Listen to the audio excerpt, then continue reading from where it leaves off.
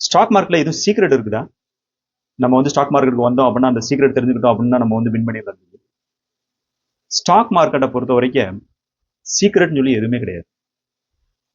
Stock மார்க்கெட்டை நம்ம வந்து எப்படி அணுகுறோம் அப்படின்ற முறையில தான் நம்ம வந்து ஜெயிக்க போறோமா இல்ல தோக்க போறோமா அப்படின்றது இருக்கு. இப்போ ஸ்டாக் மார்க்கெட்டை நம்ம வந்து லாட்ரி டிக்கெட் மாதிரி பார்த்தோம் அப்படின்னா அதுல வந்து உங்களுடைய வின்னிங் ரேட் வந்து கம்மி தான். ஏன்னா 90% வந்து ஸ்டாக் மார்க்கெட்ல லூஸ் பண்ணுவாங்க. லாட்டரி டிக்கெட்ல நம்ம என்ன பண்ணுவோம்? லாட்டரி டிக்கெட் வாங்குவோம், வந்துச்சு அப்படின்னா நல்ல ஒரு பெனிஃபிட் கிடைக்கும். அந்த மாதிரி பார்ட்டிசிபேட் பண்ணக்கூடிய நிலைமையில இருந்தோம் அப்படின்னா, அந்த ஒரு திங்கிங்ல இருந்தீங்க அப்படின்னா டே ட்ரேடிங் பண்ணுவாங்க. டே ட்ரேடிங்னா என்ன? ஒரு கம்பெனி இன்னைக்கு வாங்குறது நாளைக்கு விற்கிறது. அப்ப ஒரு கம்பெனி இன்னைக்கு வாங்கி நாளைக்கு விற்கிறீங்க அப்படின்னா எந்த பேசிஸ்ல வாங்குறீங்க, எந்த பேசிஸ்ல விற்கிறீங்க? ஏதோ ஒரு அசம்ஷன்ல இந்த ஸ்டாக் வந்து நாளைக்கு இந்த நியூஸ் வரப்போகுது வாங்குவோம் அப்படின்னு சொல்லி வாங்குறீங்க.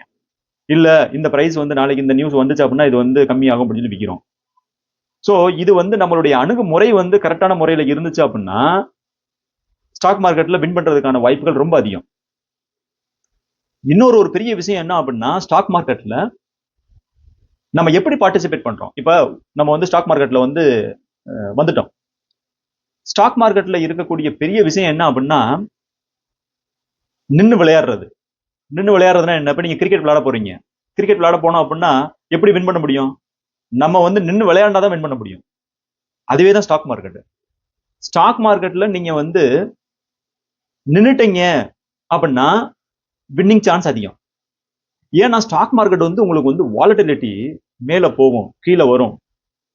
இப்ப கோவிட் டைம்லலாம் இப்ப நீங்க ஒரு 1 crore இன்வெஸ்ட்மெண்ட் பண்ணிருந்தீங்கன்னு வச்சுக்கோங்க.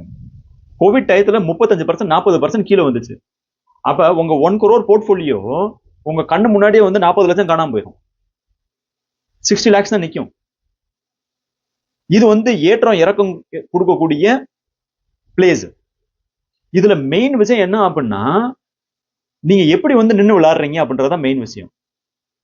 ஸ்டாக் செலக்ஷன் பண்றது ஒரு மெயின் மேட்டரே கிடையாது.